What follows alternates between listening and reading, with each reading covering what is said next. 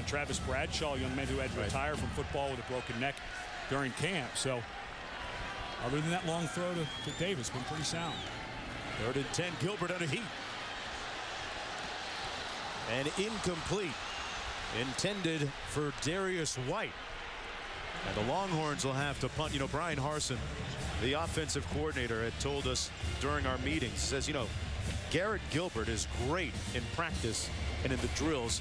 It's just mentally now he's got to turn it loose in the games. And that reminds me of the immortal quote of Mike Tyson, who said, hey, everyone's got a game plan until they get punched in the mouth. Yeah, and that was part of the problem. You cannot put it all on Garrett Gilbert last year, but all of them were getting punched in the mouth, and they were young, some of them very inexperienced, and they didn't handle it very well. Gilbert has missed his last 4. A fair catch called and a fumble. The Longhorns recover it. Deep in Rice territory at the 20-yard line. Xavier Webb fumbled the ball, and it's Texas football.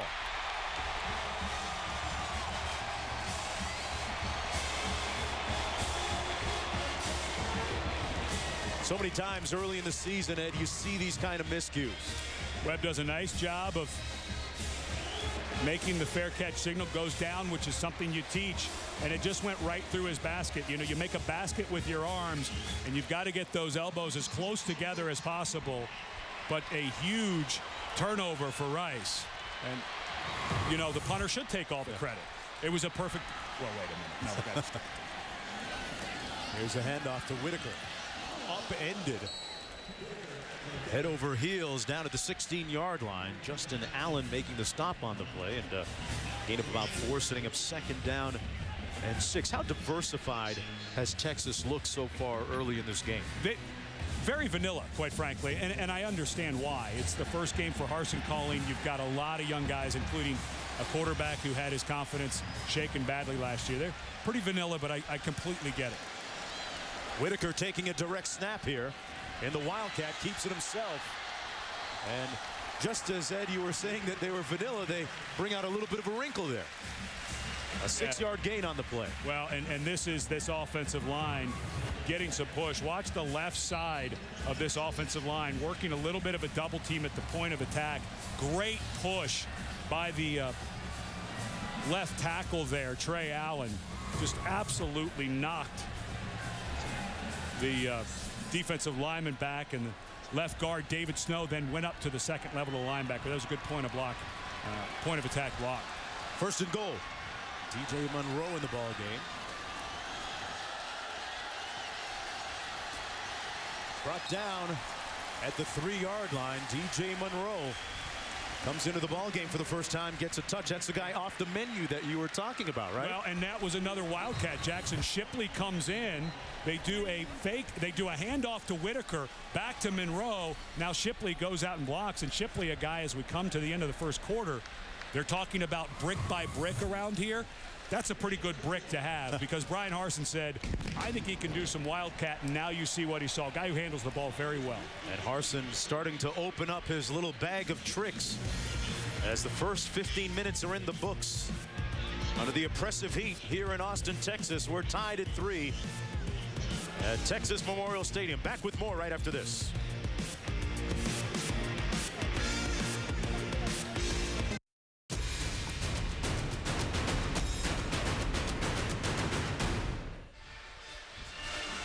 Longhorns trying to build it back brick by brick, and going back to last year at Cunningham as we look at 2nd and 4, goal and 4 to go.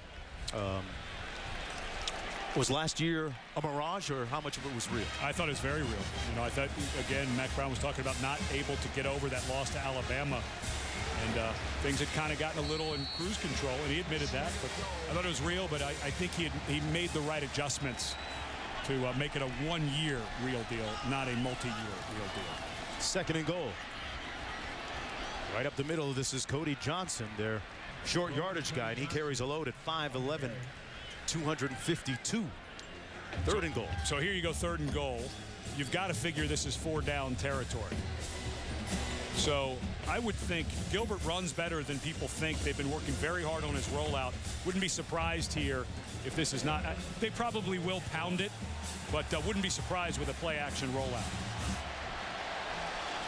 Johnson, the deep back, in the offset eye.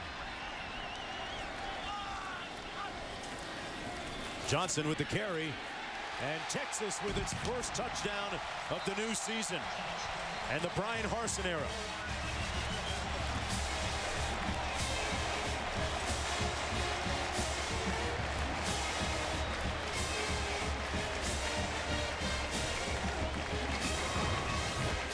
Well, you got a 250-pound fullback, tailback. They run a little bit of a power. That was actually good defense at the point of attack by Rice. There was two people penetrating right where the block, where the run was going, but a nice job of spinning off of that to finish the run for a touchdown.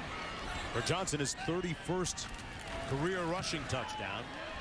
The extra point by Justin Tucker, good. And the Longhorns lead by 7. Just underway here in the second quarter of play. Mark Jones along with Ed Cunningham, the season opener and the 93rd chapter of Rice versus Texas. And Texas trying to flip the script a little bit from a season ago. They began 2010 with 3 straight wins. Rice, Wyoming, and Texas Tech. It was the 8th time during the Mack Brown era that Texas had started 3-0. But then trouble coming in big amounts. Losses at home against Baylor. Iowa State really signaling the alarm.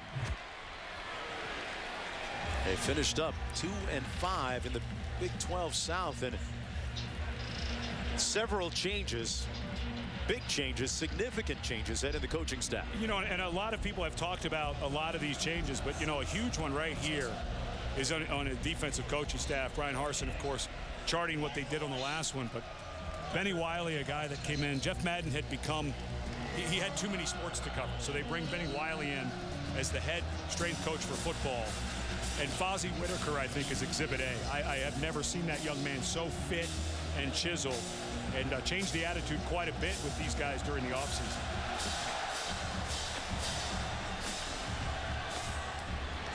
Ross at the goal line.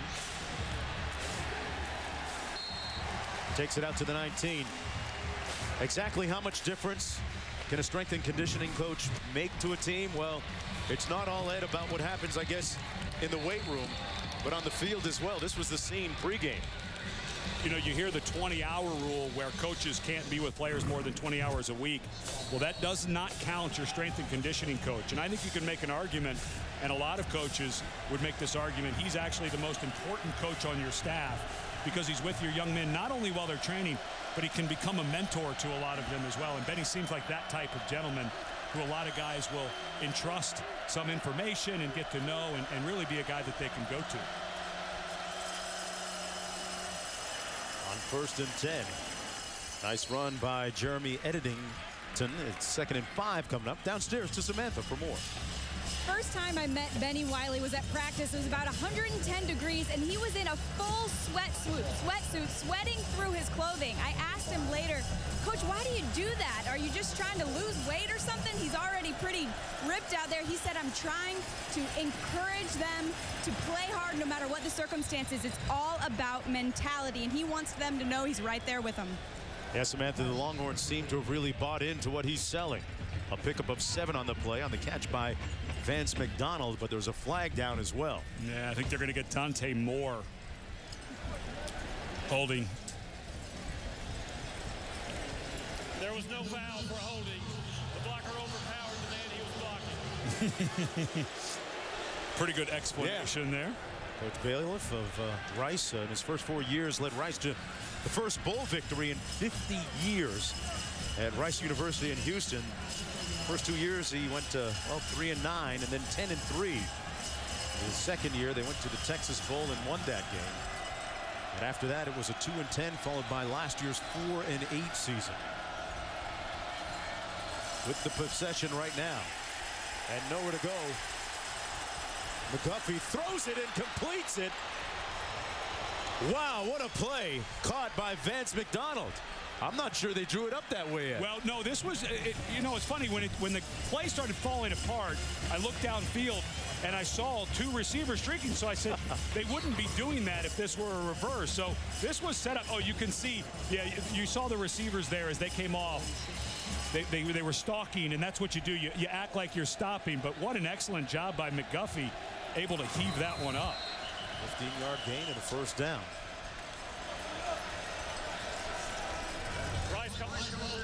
And Rice calling a timeout. David Bailiff with a few tricks of his own in his staff. Back with more right after this. The unofficial slogan for Austin is "Keep Austin Weird." Okay, so along those lines, last week they celebrated the 7th annual Bat Fest music and viewing the city's 1.5 million bats. That's right. Now, since the 1980s, tourists gather at sunset to watch a curtain of bats emerge from the Congress Street Bridge here in town every evening during the summer. I've watched enough Animal Planet to not really dig that kind of thing, but hey, if you want to try that out, you know, go ahead. They're not eating people, so you're okay. They're Mexican free-tailed bats. 250 tons of insects a night they eat. Wow. Sounds like you did a little research, well, bro. Well, they need to re-engineer. They need to do some engineering on those bats and see if they can eat the heat. They do 250 tons of moths. That pass on the money, but incomplete, intended for Vance McDonald. McDonald is a player who has been red hot for Rice going back to the end of last season. Actually had 5 touchdowns in the last 3 games to close out last year. And McDonald, one of those big receivers for Rice, 6'5", 260 pounds, a converted tight end. We were talking to John Reagan, the new offensive coordinator, says he kind of misses mixing it up around the line of scrimmage, but he's brought the toughness of that position out to the receivers.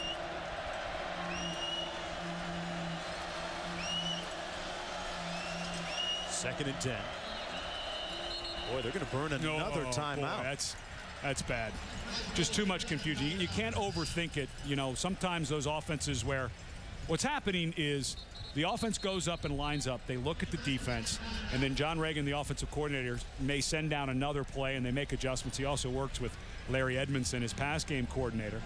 But there's John Reagan there, but to take another timeout here in a tight game, you're driving 13 minutes left, that's a little bit of a mistake. You don't want to have to burn that timeout just because you're trying to move. That's Larry Edmondson there to his left with the glasses on his nose, who works a lot with the receivers. But boy, that's a bummer to burn that for Rice. Hey folks, after the game, stick around on the Longhorn Network for Texas Game Day Final to get all the post-game analysis, highlights, and look ahead at next week's game against BYU. Texas Game Day Final on the Longhorn Network tonight at 10 o'clock Central Time. And BYU got a big win on a defensive touchdown. Wow. What a in finish. Oxford, Mississippi today.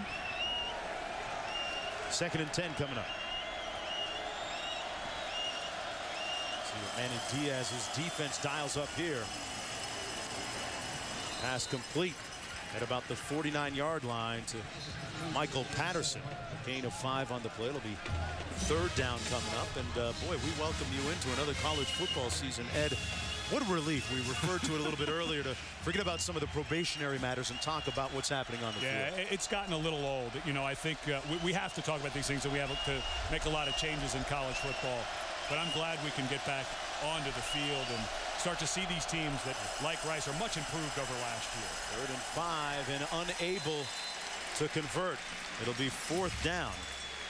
Ed, as we look forward, what kind of things do you anticipate really getting your eyes on in the upcoming season? You know, for Texas, being at practice and seeing their young players, I think this is a team, if a few things break their way, could start to get into the mix in the Big 12. I still think Oklahoma's probably the class. For Rice, looking forward to Conference USA, most people have them picked about 4th in the West. I think they're going to surprise some people. I don't know that they're better than SMU. I don't know that they're better than Houston. But I think they're as good as Tulsa. And if things break, they may make some noise. This is a much better Rice-Owl team than it was last year. Right now down by 7 on 4th down punting.